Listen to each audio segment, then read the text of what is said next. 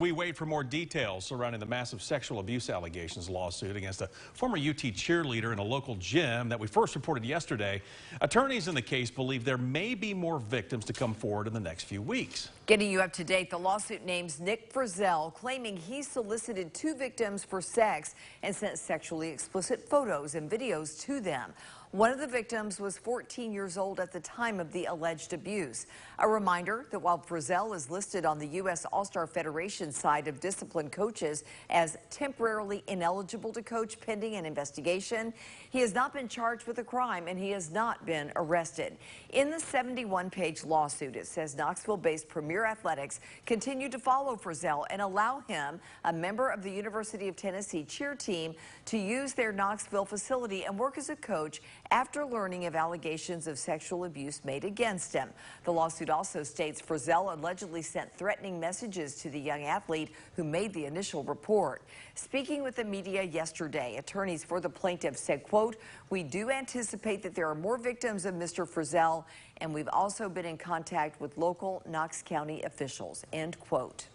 One of the alleged ways Frizzell communicated with his apparent victims was by sending pictures and videos through social media. Yeah, it's a tactic that's commonly used by scammers and predators, many of them targeting teens. 6 on Your Side reporter Paige Weeks spoke to a cyber expert to see what red flags parents should look for. She joins us now here in the studio. Paige.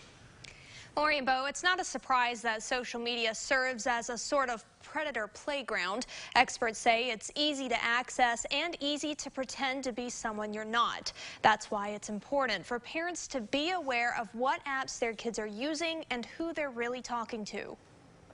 As users, particularly young ones, explore the cyber world, it's easy for them to come across predators. My 6-year-old plays Minecraft, and he goes into these other worlds, and there's people playing, and they a lot of times will try to contact them. That's why experts say parents should extend protective measures to their kids' electronics. Use a family app. Not only do I use these apps, but I let them know that I'm using them. The more my child is aware that I am aware of what they're doing, their behavior is going to be curtailed to that. When it comes to red flags, there are plenty for parents to look for. Something that's just not been tested, that's not been downloaded very much. I'd say the chat feature is one thing that parents, especially in teens, have to be aware about. Trying to tell who's a friend and who's not. What classes do we have together? You know, and asking some of the more that just personal information that an outsider wouldn't be able to garner. But parents beware. Experts say part of your child's online security rests on your social media profile. As parents, we have to be careful what we post on social media, on Facebook. If a child says, "Oh, what school do I go to?" and you just posted a picture of your child in front of their middle school sign for the first day of school,